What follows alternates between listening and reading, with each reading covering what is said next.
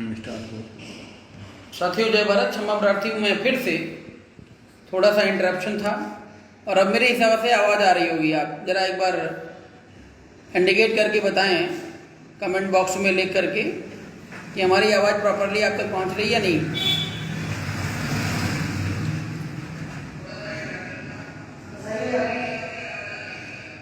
चलिए ठीक है, बहुत बहुत धन्यवाद आप सभी को।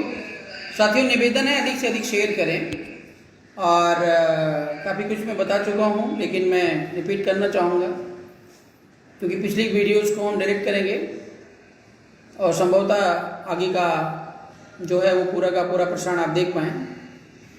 साथियों ये जो मैटर मैं लेकर के आपके बीच में उपस्थित हूँ और ये इधर दिखाओ भैया जरा, ये इतना जो है बंडल बना हुआ एप्लीकेशन का, इस तरह कई बंडल हैं। अच्छा आप एक ही बंडल लेकर के आएंगे? ओहो, मतलब हमारी जो जिंदगी है, अगर आपका एक मैटर फंस जाए तो आप पूरी जिंदगी जो है वो कोर्ट कचेरी के चक्कर में अपनी पूरी जिंदगी गंवा देंगे। साथ ही साथ अपनी कमाई का जितना पैसा आप सेव करके रखे होंगे बच्चों की शादी और विवाह के लिए, वो सारा का सारा सब खत्म हो गया। हाँ, मतलब जजों को, वकीलों को, पुलिस प्रशासन को, इनको सबको बांटते बांटते आपके चिथड़े उधड़ जाएंगे लेकिन आपको न्याय नहीं मिलने वाला है। तो ये जो घटना है वो एक धर्मांतरण की है कह सकते हैं, या एक बच्चे को बदल लेने की है। तो सर ऊंचाहार रायबरेली से बिलोंग करते हैं और बचपन में प्रसव के दौरान इनकी पत्नी मतलब बेहोश अवस्था में नॉर्मल जो इंजेक्शन वगैरह के माध्यम से क्या कर देते हैं उसको, नहीं बेहोश करते हैं, हाँ बेहोश कर देते हैं। उस समय इनको इधर उधर भेज करके उस बच्चे को बदल दिया जाता है। और बदला क्यों जाता है उसका कारण है कि जो मुस्लिम महिला होती है कहीं ना कहीं वो टीटनेस से इन्फेक्टेड होती है, तो उसके जितने भी बच्चे होते हैं वो बचते नहीं हैं। और किसी पाखंडी जो मुस्लिम वर्ग में भी काफ़ी होते हैं चमत्कारी, और हिंदू में तो है ही हैं ढेर सारे, किसी ने उसको सुझाव दिया होगा कि अगर तुम हिंदू बच्चे को बदल लोगे तो आपका बच्चा बच जाएगा। उसने वही किया तो बच्चा बदल लिया। बदलने के बाद अब ये सर जो हैं, कैमरा थोड़ा इधर कीजिएगा सर ने बच्चे का दाह संस्कार किया, मुस्लिम बच्चे का, और भगवान भरोसे कि भाई चलो ठीक है भगवान ने दिया तो लेकिन छीन लिया, और उस स्थिति में हम कर भी कह सकते हैं। तो ये किसी न किसी तरीके से अपना एडजस्टमेंट करके हिम्मत जुटा के नई जिंदगी शुरू कर रहे थे, तभी अचानक से इन्फॉर्मेशन मिलती है। कैसी इन्फॉर्मेशन मिलती है आपको? जी मैं लक्ष्मी नारायण मौर्य, ग्राम प्रवारा, पोस्ट NTPC, ऊंचाहार रायबरेली, जो सोनिया गांधी का संसदीय क्षेत्र है। और यहाँ इतना सरकारी अस्पतालों में बच्चे बेच लिए जाते हैं कि आम गरीब आदमी परेशान सारी जिंदगी कोर्ट कचहरी के दौड़ते दौड़ते थक हार जाता है, मर जाता है, लेकिन आज तक इंसाफ नहीं मिल रहा। सामुदायिक स्वास्थ्य केंद्र ऊंचाहार रायबरेली में लगभग 13 वर्ष पूर्व 13 साल हो गया? हाँ 13 साल हो गए। प्रसव है तो अपनी पत्नी को ले गया था, जो कि 4 लड़की के बाद एक लड़का पैदा हुआ, जिसको स्टाफ कर्मियों ने कुछ पैसे के लेन देन करके मुस्लिम प्रसव के लिए आई मुस्लिम महिला के हाथ बेच डाला। अच्छा। और मुझे 3-4 महीने बाद इसकी मतलब जो नर्स और महिलाएं हैं जो अस्पताल में काम कर रही हैं उनको मौका मिल जाता तो बच्चे बेचने का काम कर लेती हैं। हाँ कर लेते हैं। तो 3-4 महीने बाद हमको इस विषय में जानकारी मिली और हमने हर तरीके से जानकारी करी तो वो पता चला मेरा ही बच्चा है। कैसे जानकारी किया, कोई एक आध बताइए आप। कोई हमारी एक छोटी सी दुकान है ऊंचाहार में, तो उसी दुकान में 2-3 महिला मुस्लिम बैठी थी। वो आपस में बातें कर रही थी कि हमारे एक रिश्तेदार के बच्चा नहीं जी रहा था, तो उन्होंने एक हिंदू लड़के को बदला लिया। तो हमने पूछा कहाँ का क्या मैटर है, तो हमसे पूछी कि भैया तुम्हारा घर कहाँ, तो हमने अपना गांव पुरवारा बताया जो हकीकत में है, लेकिन उसको बिकई के नाम से मशहूर है, तो अगर बिकई बता देता तो वो शायद ना बताते। तो इसलिए उन्होंने बताया कि ये बिकई में एक मुरैयन का लड़का है। अच्छा, उन लोगों ने बताया? हाँ, मुस्लिम अच्छा। ने बताया। हाँ, अंदर बात फैल गई होगी। हाँ, मतलब काफी बैठ अंदर चर्चा हो गई कि बच्चा बदला गया। तब उसके बाद से हम दौड़ धूप करने लगे, तो अंत में पता चला। तो सबसे पहले दौड़ धूप में क्या स्टेप आपने उठाया, क्या कदम उठाया? आप पढ़े लिखे हैं? थोड़ा पढ़े लिखे। थोड़ा का मतलब भारतीय जो कानून व्यवस्था है, नियम कानून, उसको तो ज्ञान शायद आपको नहीं होगा बहुत ज्यादा, हाई स्कूल फेल है। लेकिन इतना जानते हैं कि पुलिस मदद करती है और मुख्यमंत्री प्रधानमंत्री होते हैं, जाएंगे तो कोई ना कोई मदद कर देगा, है? तो सबसे पहला स्टेप आपने क्या उठाया? थाने में एप्लीकेशन दिया। एप्लीकेशन दे के फिर अब जानकारी न होने के कारण एप्लीकेशन दिया और वापस चले गए। तो अभी सोचा हमारा काम हो जाएगा। हाँ, काम हो जाएगा, लेकिन कुछ नहीं हुआ। इसी तरह करते करते कितने एप्लीकेशन आपने थाने में दिए? 2500 एप्लीकेशन। और काम समझिएगा, 2500 एप्लीकेशन थाने में दिया गया और थाने वाले बैठ के जो है खा रहे हैं। किसी खा रहे हैं? आपकी खा रहे हैं और आराम से आराम फरमा रहे हैं। 2500 एप्लीकेशन पर कोई गौर नहीं होता है। अगर वही चीज मोदी, योगी या कोई सत्ताधारी की बात होती तो यही पुलिस वाले घुटने टेक देते हैं, जूते तक साफ करते हैं, आप सभी को पता है। तो फिर उसके बाद जब कार्रवाई नहीं हुई तो क्या किया हमने? कोर्ट में एप्लीकेशन दिया। कहाँ पे? DMSP रायबरेली। अच्छा, रायबरेली जिला कोर्ट में। हाँ, एप्लीकेशन दिया, उसके आदेश। अच्छा, कोर्ट के आधार पर आपने FIR करवाया? दर्ज करवाई, DMSP से मुलाकात की और उस समय वर्तमान सरकार अखिलेश सरकार थे सपा के, इससे काफ़ी एप्लीकेशन दिया और मुलाकात की लोगों से, मंत्रियों से, लेकिन किसी ने नहीं सुना। बल्कि उसके एक मंत्री शायद आजम खां हैं और वो उस महीने आजम खां थे। हाँ, उनकी मदद भी की। अच्छा। वर्तमान सरकार मदद की बात करूं साथियों, तो जितने भी जाति बिरादरी के लोग हैं, मतलब अपनी अपनी बिरादरी की जिम्मेदारी, मैं तो चाहता हूँ सब कोई उठा ले। यादव ले लीजिए, पंडित ले लीजिए, ठाकुर ले लीजिए, ये सब एक चाहे जैसे हैं, भ्रष्ट हो सकते हैं, भ्रष्ट हैं भी, लेकिन अपनी जाति बिरादरी को पूरा प्रोटेक्ट करते हैं। अक्सर अगर आप चले जाइए तो जो यादव जागरूक नहीं है, मतलब जो ललई सिंह यादव को नहीं पढ़ा, जो भगवान बुद्ध को नहीं पढ़ा, जो ऐतिहासिक महापुरुषों को नहीं पढ़ा, वो अखिलेश यादव का कट्टर भक्त होगा। क्यों होगा? इसलिए नहीं कि अखिलेश यादव नेता हैं, अच्छे व्यक्ति हैं, इसीलिए कि वो उसकी जाति बिरादरी के हैं।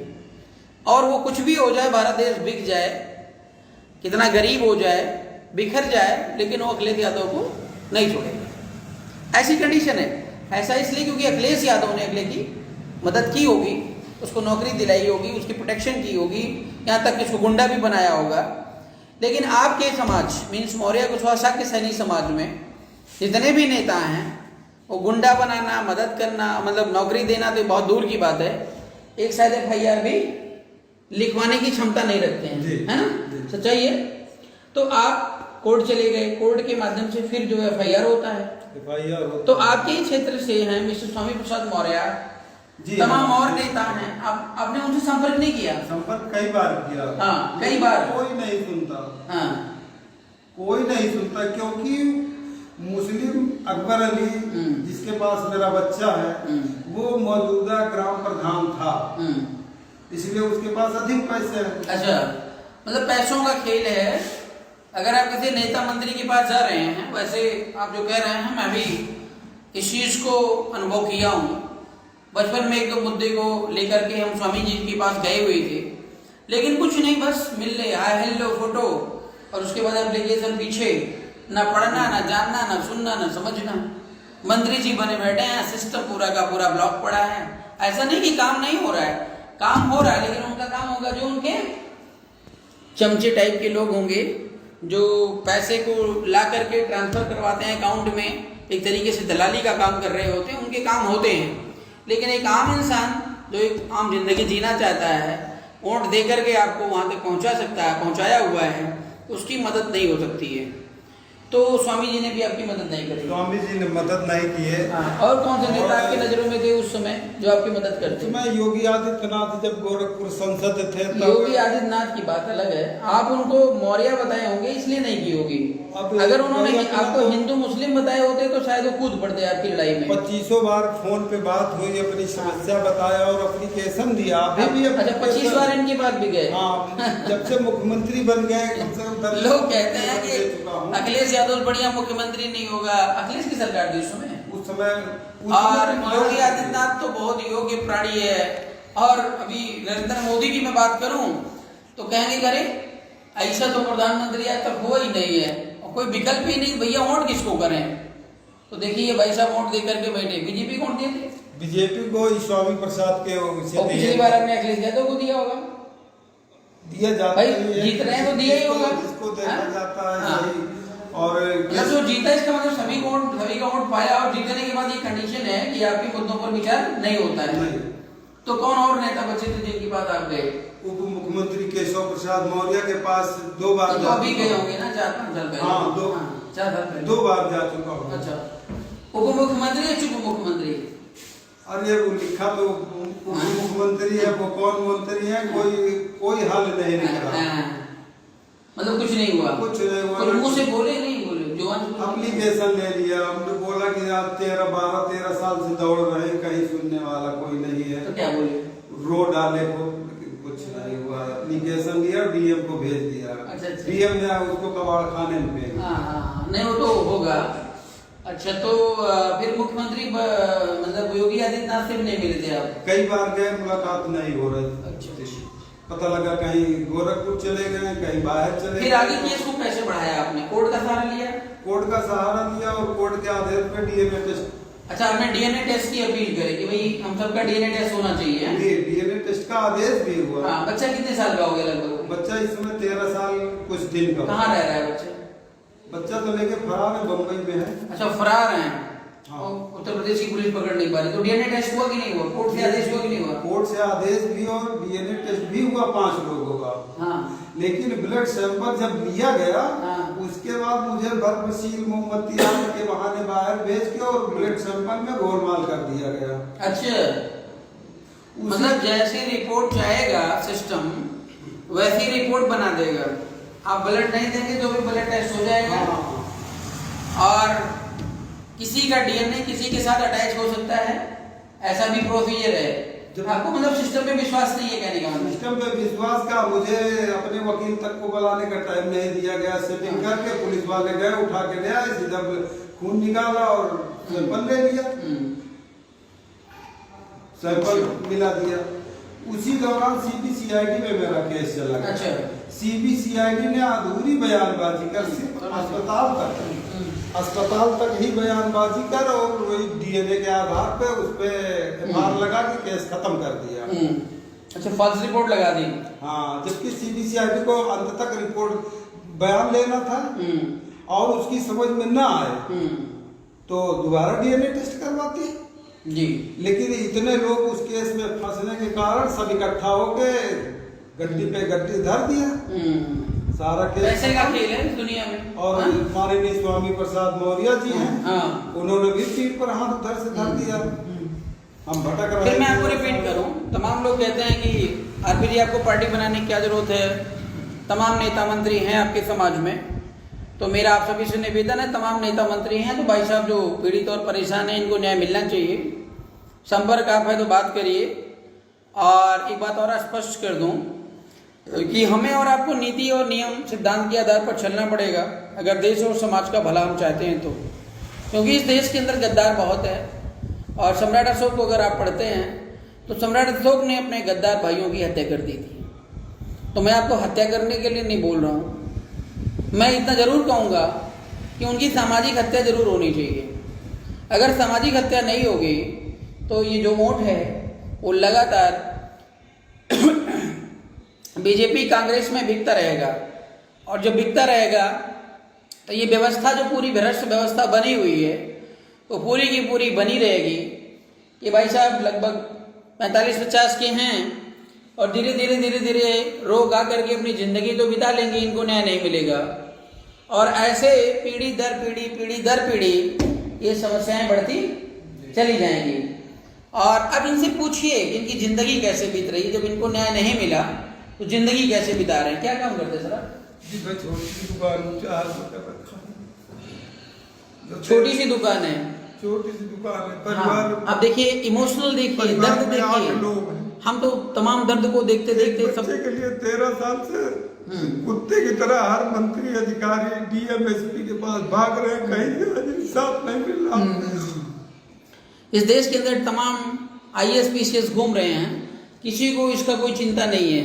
अक्सर आपके बीच में अगर मैं बात रखूंगा तो आप मेरे से आइडेंटिफिकेशन पूछेंगे, आरपी मौर्य जी आप आईएएस थे कि नहीं थे। लेकिन एक आईएएस चला जाएगा तो उसकी ज़्यादा इज्जत होगी, काम कुछ नहीं है, विचार कुछ नहीं है।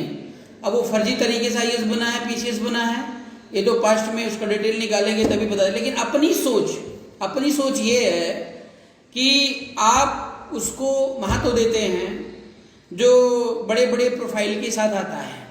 अब वो प्रोफाइल किराए का है, खरीद करके है या कुछ दिनों के लिए है, ये मैटर नहीं करता है, क्योंकि आपके अंदर खुद आत्मविश्वास नहीं है कि आप एक राइट डायरेक्शन में चल रहे हैं, सही और गलत का निर्णय करने की क्षमता रखते हैं। तो आपकी जो डेली की इनकम होगी वो 500 से 1000 ज्यादा होगी, 200-250 रुपए, 200-250 रुपए। लॉकडाउन लगा 1000 रुपए बिक्री कर पाते हैं हम सारा दिन में, तो 100-150 रुपए कमाते हैं। 100-150 रुपए और 4 बेटियां हैं, उनको पालना है। उसके बाद अगर ये हाई कोर्ट में जाएंगे तो वकील साहब जो भी होंगे उनको तो भाई पैसे चाहिए, केस करवाएंगे तो पैसे चाहिए, सीधी सीधी बात है।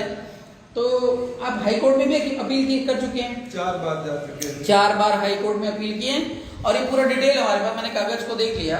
तो हाई कोर्ट आदेश न कर करके केवल डायरेक्शन करता है। डायरेक्शन का मतलब डीएम को और जो भी मतलब कोर्ट को या पुलिस कमिश्नर को या पुलिस अधीक्षक जो होते हैं उनको डायरेक्शन करना कि रुपये मामले को देख लो बस इतना। मामले को देख लो, और अंग्रेजी में लिखेंगे। मतलब कोर्ट इतना पढ़ा लिखा हो गया, भाई आप अंग्रेजी पढ़े नहीं, देखो ये अंग्रेजी नहीं पढ़े। और लखनऊ जो कोर्ट है वो अंग्रेजी में चलता है। अब आप देखिएगा, मतलब कोर्ट आपको एजुकेटेड नहीं बना रहा है और खुद वहां पे अंग्रेजी में सारी चीजें लिखी जाती है। वकील बाबा जो बता देंगे वो भाई साहब मानेंगे, चाहे सही हो चाहे गलत हो। तो जब आपकी लैंग्वेज हिंदी है तो सबसे पहले कोर्ट की बातचीत भाषा हिंदी में होनी चाहिए। या तो हमें पढ़ा दो और या तो हमारे हिसाब से हमें समझा दो। लेकिन समझाओ ऐसा हमारी भाषा में लिखा पढ़ा हो तो हम भी वो समझ लेना। तो एक गलती तो ये है साथियों, और बड़ा परिवर्तन करने की जरूरत है देश में। और दूसरी बात कि अभी जिस प्रॉब्लम से आप गुजर रहे हैं, फाइनेंशियल प्रॉब्लम से गुजर रहे हैं, किसके पास आप जाएंगे? जिसके पास जाएंगे, या तो मैं तो थोड़ा स्पष्ट बाती हूँ, मैं क्लियरली बोल देता हूँ, लेकिन मुझे लगता है जितने नेता हैं वो बोलते नहीं हैं, वास्तविकता नहीं बताएंगे। ठीक है ठीक है ठीक है ठीक है ठीक है ठीक है, देखता हूँ। मतलब 11 महीने 11 साल तक निकल जाएंगे, लेकिन देखता हूँ मैं, मामला खत्म, और आप उम्मीद लगाए बैठे रहेंगे। ये चलता है। उम्मीद लगाए 13 साल से। हाँ 13 साल हो गए आपको उम्मीद लगाए, अभी तक कुछ भी कार्रवाई नहीं हुई। और गलत तरीके से डीएनए टेस्ट हुआ, उल्टा सीधा करके लिपापोती करके और उस केस को क्लोज कर दिया गया। ये अब आप भटक रहे हैं। जब पहली बार इनका एप्लीकेशन मेरे पास आया तो मैंने इन्वेस्टिगेशन के लिए जो एसपी हैं, थाना अध्यक्ष, उनसे रिपोर्ट मांगी। हमने कहा यहाँ का मैटर है, इस तरीके की बात है। हमने उनको लेटर लिखा और डिटेल हमने लिया। तो उसमें डिटेल में आता क्या है आप जानते हैं, सुन करके परेशान हो जाएंगे। इनको पागल बताया गया है। उस रिपोर्ट में पुलिस वाले ने भाई साहब को पागल बताया है। अगर आप न्याय के लिए भटकते हैं भारत देश के अंदर तो सबसे बड़े पागल आप हैं। और मैं भाई साहब के साथ खड़े होने की बात कर रहा हूँ, इनको न्याय दिलाने की बात कर रहा हूँ, तो मैं महापागल हूँ। आप ये समझिएगा, पागल और महापागल दो मिल गए ना। तो ये भारत देश की व्यवस्था है। उसमें लिखा गया है कि इनको एप्लीकेशन देने की आदत है, यही ना। तो एप्लीकेशन देने की आदत है, मतलब आप एप्लीकेशन बार बार क्यों देंगे? आपको कुछ रुपया मिल रहा है, पैसा मिल रहा है, शौक लगी है, तमाम प्रकार की अगर सुविधाएं मिल रही हैं तो भाई हम भी बार बार एप्लीकेशन देते हैं। और हमने अगर रिपोर्ट पुलिस के पास भेजा, 1 बार लिखा, 2 बार लिखा, 4 बार लिखा, अगर 5वीं बार लिख दूंगा तो मेरे को भी पागल और लिख देगा कि ये भी पागल है। तो साथियों आपको समझने की जरूरत है। तो अब भाई साहब को न्याय की उम्मीद कहीं लगती है? अब कहाँ से न्याय मिलेगा? उम्मीद नहीं है। 13 साल से नहीं मिला तो अब क्या किससे उम्मीद लगाए? चलिए देखो साथियों, मैं एक बात स्पष्ट कर दूं। भगवान बुद्ध ने कहा अगर समस्या है तो कारण है, और कारण है तो निवारण है। ये जो 3 पॉइंट हैं बड़ा इंपॉर्टेंट है। कभी भी आप बैठेंगे, चिंतन मंथन करेंगे तो हल निकल आएगा। दूसरी बात, व्यवस्था इतनी भ्रष्ट नहीं है कि हम उसको सुधार नहीं सकते हैं, लेकिन हम इग्नोर करते हैं और उसको सुधारना नहीं चाहते हैं। ये मेजर प्रॉब्लम है। तो सर को न्याय दिलाने की जो जिम्मेदारी है वो आपकी और हमारी है। हमें किसी नेता से, स्वामी से, केशव से, बाबू से कुछ बात नहीं है। नहीं। क्यों? वो मंत्री भूतपूर्व रहे हैं। फेसबुक पे कमेंट कर देते हैं, मदद अच्छा, कमेंट कर देते हैं, लेकिन खैर वो बेचारे क्या करें, बुजुर्ग हो गए हैं, कहाँ जाए। तो कोई उम्मीद नहीं है, कोर्ट से भी उम्मीद नहीं है। तो मैंने आपको बोला समस्या है तो कारण है तो निवारण है। तो हम इस फार्मूले पर काम कर रहे हैं, और अब देखना ये है कि भविष्य में हम आप मिल करके सर को या समाज के बेटे को, समाज के पीड़ित परिवार को हम न्याय कैसे दिलाएंगे। साथियों, वो सारे कंसेप्ट और तरीके हैं हमारे पास, और उस पर हम अभी काम करना शुरू कर रहे हैं कि कैसे हम सर को न्याय दिलाएंगे। आप लोगों से मैं बार बार आपको बोलता जरूर रहा हूँ कि अगर आप नेतृत्व कर सकते हैं, आरपी मौर्य से आगे चल सकते हैं, तो ये स्वागत है, आप आगे चलिए, हम आपके पीछे। और अगर नहीं चल सकते हैं तो सपोर्ट, सहयोग और भीड़ का हिस्सा जरूर बनिए, क्योंकि जो समस्याएं लिए आज बैठे हुए हैं, कल ये समस्या आपके साथ खड़ी होगी। जितना हम मजबूत होंगे, जितना हम सुदृढ़ होंगे, उतनी ही तेजी से आपको न्याय, अधिकार और सम्मान मिलेगा। और ये हमारा दावा है। गलती से अगर आपने एक बार सत्ता में पहुंचा दिया बीआरपी को, तो समझ जाइएगा कि ये जो व्यवस्था इस तरीके से है, ये सब खत्म हो जाएगी मिनटों में, देर नहीं लगेगी। क्योंकि अभी तक जितने भी सरकारें आई हैं, उन्होंने समस्याओं का निदान नहीं चाहा है। क्यों नहीं चाहा है? क्योंकि वे खुद ही समस्या है इस देश के लिए, और जो खुद समस्या है वो समस्या का समाधान चाहेगा? नहीं चाहेगा।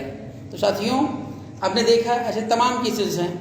तो जो भी कुछ संज्ञान गंभीर मैटर आते हैं, मैं आपके बीच में फेसबुक लाइव के माध्यम से आता रहूँगा, और आप लोग अपने सुझाव कमेंट बॉक्स में लिखिए।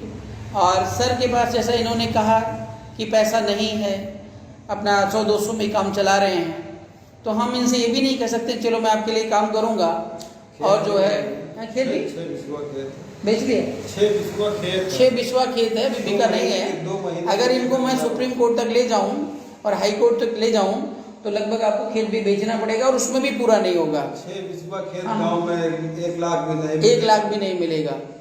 तो साथियों, आप जान ही रहे हैं, पहले भी मैं आपको बता चुका हूँ कि संगठन में बड़ी शक्ति है। अगर हम लोग मिल करके 10-10 रुपये भी सपोर्ट करेंगे तो ये सर का केस हाई कोर्ट से लेकर सुप्रीम कोर्ट तक जा सकता है। और जहाँ पे मैं आरपी मौर्य खड़ा होता है, वहाँ पर कोर्ट भी उत्तर नहीं दे पाता है। मैं वकील तो नहीं हूँ, लेकिन अपनी वकालत खुद करते हैं। साथियों, में पूर्ण विश्वास है कि कोर्ट में खड़े होने के बाद सर को, समाज के बेटे को, पीड़ित परिवार को न्याय जरूर मिलेगा। आप लोग अपना साथ सहयोग बनाए रखिए। अपने सुझाव कमेंट बॉक्स में जरूर लिखिएगा। बहुत बहुत धन्यवाद।